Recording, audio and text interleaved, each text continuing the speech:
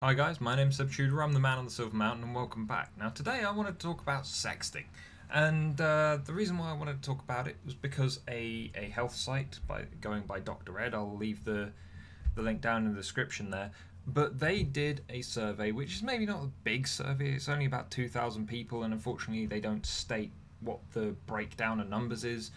All they say is that it was across Europe and the United States, and they did a survey on sexting. And so as a result, it kind of came up with some interesting little numbers to look at. And even though it's maybe not representative and it's maybe not the biggest study into this, considering we've had things like celebrity phones being hacked and photos being leaked and all of that kind of thing, all of the fuss made around things like revenge porn over and over and over again. The whole sexting thing is both potentially a dangerous thing, but also arguably it's a fun thing and a bonding thing and whatever else that kind of goes with it. Nearly knocking my drink off my desk. Let's not do that. In which case, let's get straight into it and take a look at the first set of numbers, which are the actual numbers of people who are actually sending nudes to one another. Now you've got it split down between the US and the EU, and rather unsurprisingly, we've got most people who are sending these pictures both for pretty much every country. The ones that are sending more of the pictures are men, and rather unsurprisingly, it's the youngest people that are sending the most. Although I do find it entertaining to note that in the EU there are far fewer people sending within the same age groups as there are for like the US, and also I find it rather interesting if you take a look at this one over here.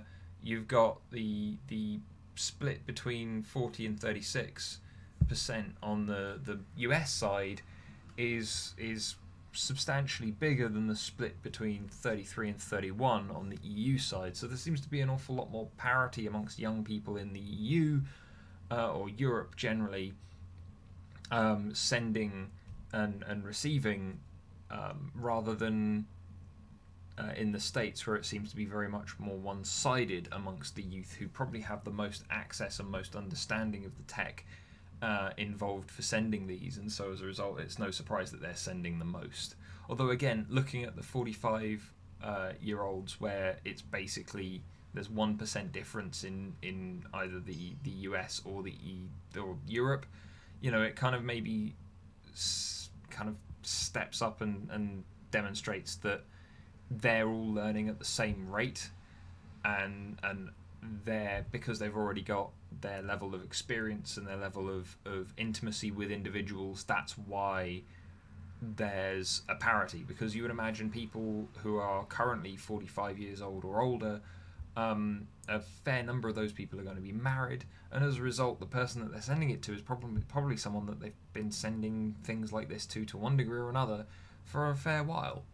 But anyway, the next set of numbers that we've got to take a look at is the kind of spreads of what people are actually taking pictures of for these images. Now, again, like taking a look at this, it's probably no surprise that women are focusing much more on either their backsides or their chests compared to men, and it's probably also no real surprise that men are focusing much more on their genitals, and overall that men are the ones that are more likely to send a full nude shot overall, because quite frankly, if you want to catch the face and penis, then the two things that arguably people are going to want to see most in these images, then you're going to probably try and send a full body shot. So not too surprising here. Although the thing that did stand out to me, that kind of made me smirk a little bit, was again how in a lot of these instances, the kind of US number is much higher for those that are most involved. The one that actually kind of surprised me was that apparently European men are sending more pictures of their chests, which It just seems odd to me. But anyway, so who are they actually sending these messages to, though? Well, rather unsurprisingly, most of the messages that we're seeing here, both amongst men and women, are kind of floating towards either casual partners or long-term partners or spouses. That's where most of them are sitting. The guys sending them more to casual partners as well as long-term partners. Only a couple of percentage points between those two. That doesn't surprise me because I'd imagine that those casual partners are either ones that they want to make more long term, or it's a case of making sure that they remain a casual partner instead of just having them disappear. I find it kind of interesting that, again, there's only 1 percentage point between men and women. This is both for the Americas and for America and the EU, Europe. There's only 1 percentage point between sending them for a new partner. For someone you've just met, there seems to be a level of parity. And then it's apparently long-term partners get rewarded much more by women than they do by men, because there's that split on the long-term partner side of things and on the spouse side of things, where kind of women are actually contributing more, which is interesting. It's again suggesting that kind of long-term invested kind of relationships maybe have more to offer over time. But anyway, moving on, we've got the level of satisfaction relative to sexting. So sexting more often, does it make sex better? Apparently, kind of sexting daily improves satisfaction quite considerably, and then the less that it's brought up, the less satisfaction there is overall. So this doesn't actually necessarily surprise me all that much, because obviously if it's in the forefront of your mind all the time, and if you're focused on your partner, and if you're being rewarded and rewarding back and forth around that subject, then around that area of your lives together, then yeah, it doesn't surprise me that then you'd be more satisfied. You're going to be more emotionally invested, more immersed in it. There's going to be more variety because you're going to be discussing it all the time, seeing what you can do and experiment with, and there's going to be direction in it because it's going to be a fun activity that you continually return to on a, as I said, daily basis for the most part, for those that are most satisfied. Like this, it's not necessarily an investment bias or anything like that I've talked about before, but it definitely seems to be the kind of familiarity breeding not just love but greater satisfaction overall. So moving on, now we get into some of the stuff that's maybe less comfortable, because now we're talking about unsolicited sex. All those dick pics that get sent out there, and I feel like there's one very interesting thing here, because they say at the top, percentage of people who have received an unwanted sext by age and gender. And then if you look at the top two, you've got 41% of women that were surveyed received an unwanted sext, and only 22% of men. Now I feel the difference here is that men are probably, even if they received an unsolicited sext, it probably wouldn't necessarily be unwanted. And I feel like that's the big difference here.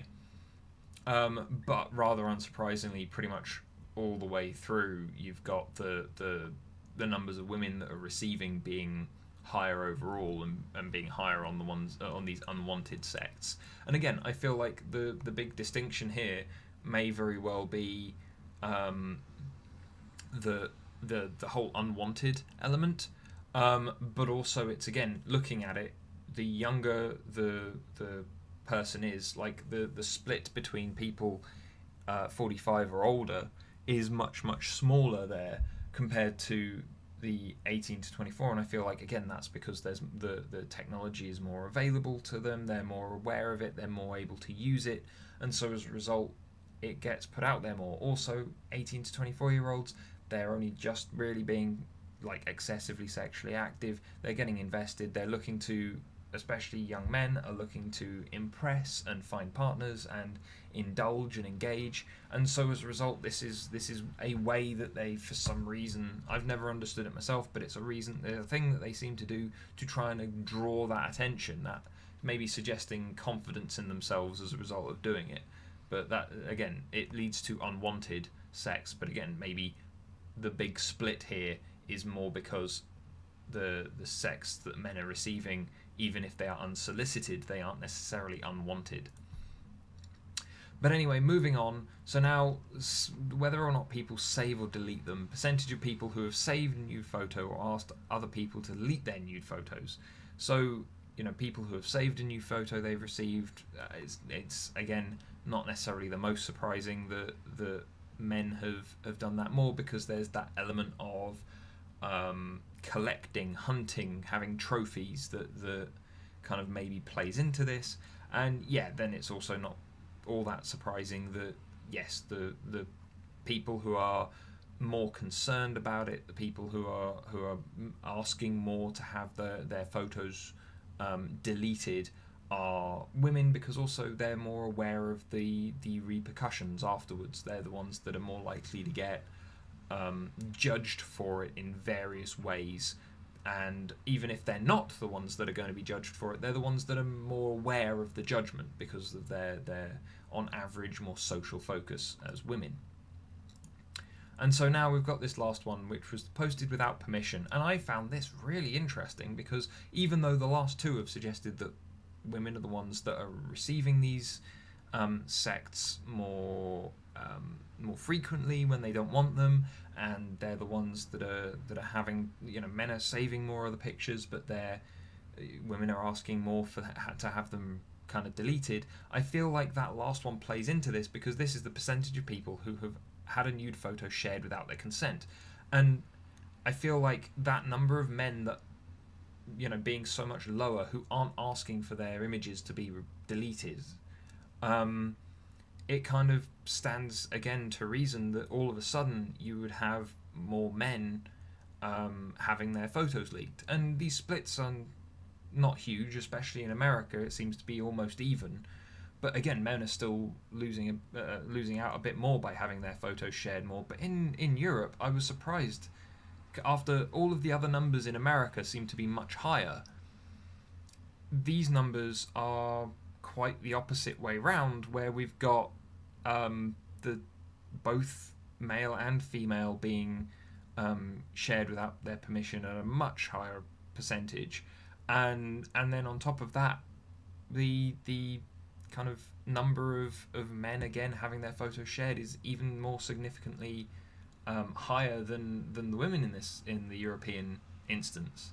Now, again, we don't know how many of the people kind of in this study, in this survey, were European, or we don't know if it was a 500 European men, 500 European women, 500 American men, 500 American women split. We don't know if it was a bit more of a mess than that, so we can't really necessarily judge everything. And as said, it's only 2,000 people. It's not the biggest size of a survey or sample size at any rate.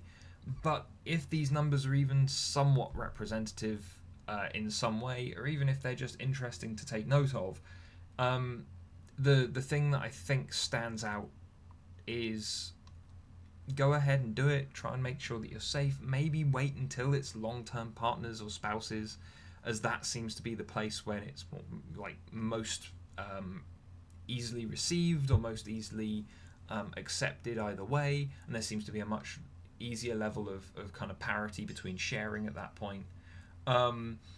The other things to take away would probably be kind of be careful if someone has images of you from a relationship and you're kind of not wanting them to go anywhere, ask them to delete them, because if you don't ask them to delete them, then they may end up wherever.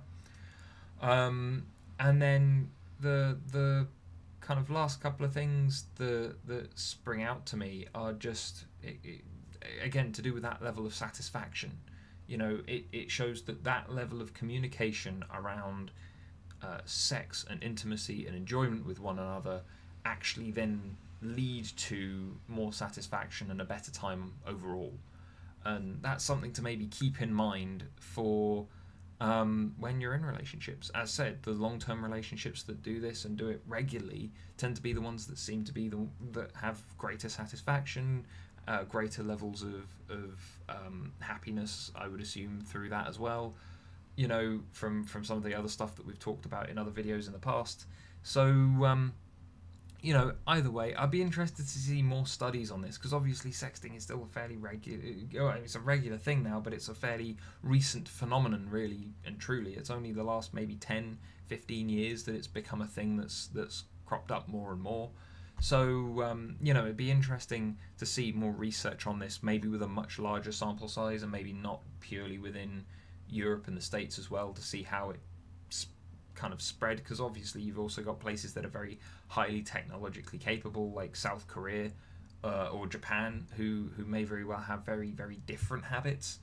But either way, it'd be really interesting to come and take a look at that at some point. So if anyone's watching that does that kind of research, please go ahead and please drop me a line when you've got some results to share. But otherwise, guys, I hope you found this interesting. I just found it a cool little thing that popped up that was kind of interesting and had a kind of point to it, even if it wasn't necessarily the most representative. But still, otherwise, guys, thank you very much for watching. I'd love to hear what you have to say and what you have to think about this down in the comments, and I'll see you in the video tomorrow. Take care. Thank you very much for watching, guys. If you enjoyed this video, then please drop us a like, share this video, and subscribe for more, and I'll see you in the video tomorrow. Take care.